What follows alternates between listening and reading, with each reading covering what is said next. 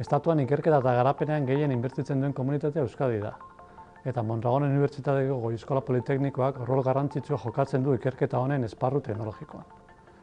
Ikerketa etengabeko hobekuntzarako giltza da, eta enpresen eskutik modu kolaboratiboan egiten dugu, sortutako ezagutza transferitu eta beraien lehiakortasuna hobetzeko.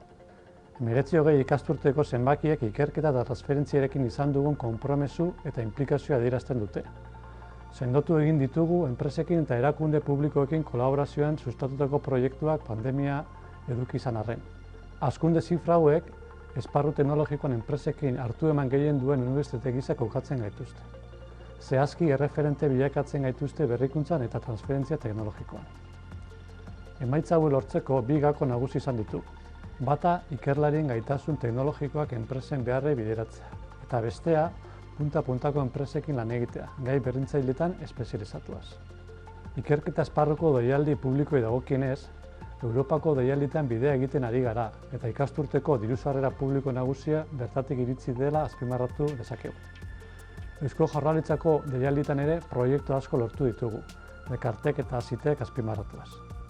Eta nola ez, Gipuzkoako Foru Aldundiak sustatutako proiektu lehiakortan ere parte hartze handia daukagu.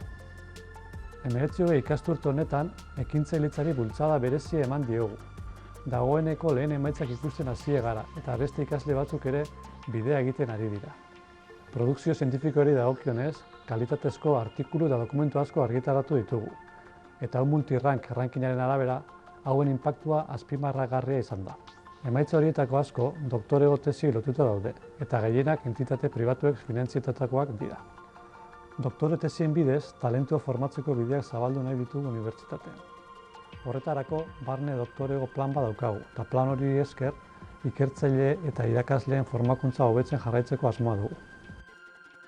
Gure ikerketa eta transferentziako jarduna kalitatezkoa da, eta Eusko Jaurlaritzako Hezkuntza Sailak hala adierazten du 11 ikerketa talde bikaintasun talde gisa aitortuz. Gaur egun, inoiz baino gehiago oso kontziente gara teknologian egiten den ikerketa eta transferentzia gizartearen garapenaren gakoa direla, eta guk hortan lanean jarraituko dugu.